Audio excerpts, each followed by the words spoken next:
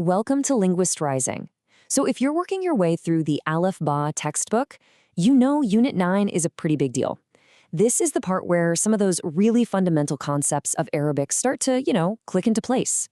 Today, we're going to break it all down, step by step, so you can really master the skills you need to level up your speaking, your reading, and your writing. Okay, so here's our game plan. We're going to kick things off with some essential grammar, basically how to say the. Then we'll jump into some really useful new adjectives. After that, we'll cover an absolutely fantastic cultural expression. And we're going to finish up with a concept that will literally change the way you see Arabic vocabulary forever. Seriously. All right, first up, let's tackle one of the most common pieces of the language you'll ever see, the definite article. It's just the Arabic way of saying the. And honestly, it is this straightforward. To take a noun from being indefinite, like a something, to definite, the something, you just pop the letters alif and lam right onto the beginning. So kitab, a book, becomes al-kitab, the book. It's that simple little prefix that makes all the difference. And what's really cool is you've already seen this out in the wild, probably without even thinking about it. Big news sources like Al Jazeera or newspapers like Al Watan, they all have that al right at the front. It literally means the peninsula or the nation. Once you start looking for it, you'll see it absolutely everywhere. But of course, there's a small twist. It's not just about writing al, it's about how you say it.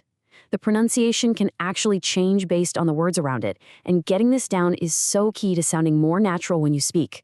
This little sound change happens thanks to something called hamzat al-wasla. The name itself literally means the connecting hamza, and that's the perfect description of what it does. It helps you connect words together smoothly by letting its own vowel sound, that in al, just vanish when it's following another word.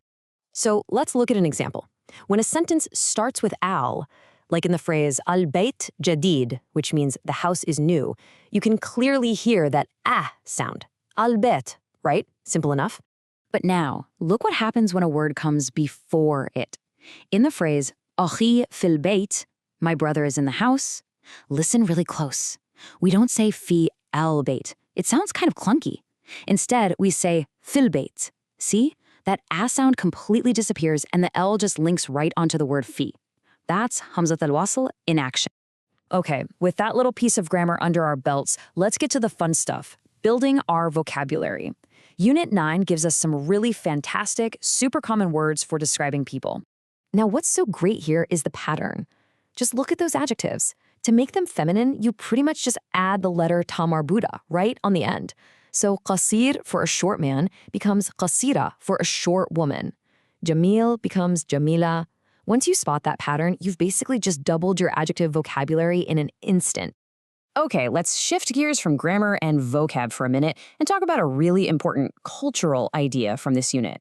We're going to look at a single expression that holds a huge amount of meaning and is used all the time in daily conversation. I mean, think about that. In English, we've got a different phrase for every one of those situations. But what if there was like a Swiss Army knife of an expression in Arabic that could just smooth over all kinds of little everyday problems? Well, there is, and that word is malish. Malish is a colloquial word which means you are going to hear it constantly in spoken Arabic. It is incredibly common and just unbelievably versatile. So, the key thing to get is its function. You can use it to tell someone, don't worry if they're upset, or to say it's okay to console them. You can even use it to say a quick sorry if you, say, bump into someone. Getting comfortable with Minalesh is a massive step towards sounding more fluent and natural.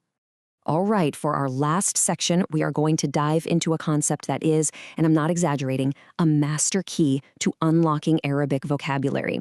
It's the single most important thing to understand for learning new words, the root system. Now, this is a huge difference from English. In an Arabic dictionary, you can't just look up a word the way it's spelled. You first have to figure out its core three-letter root, because that's how the entire dictionary is organized, by those roots. So how does that work? Well, let's take a word like maktab, which means office or desk. You learn to spot these common patterns, like the M prefix here. Once you remove those pattern letters, you're left with the three core letters, kaf, ta, and ba. This KTB root is the foundation for any word related to the whole concept of writing. And this is why it's a superpower. Once you know that the root KTB is all about writing, you can make really smart guesses. You can suddenly see how kitab is a book, katib is a writer, and maktab is a place for writing, an office. It connects a whole family of words together, and finally makes the dictionary make sense. So, as you move on from Unit 9, I want you to start looking for these roots everywhere. Don't just learn words one by one, start looking for the families they belong to. Just think about it for a second. Now that you get this idea, how is this powerful concept going to change the way you learn Arabic from this point on?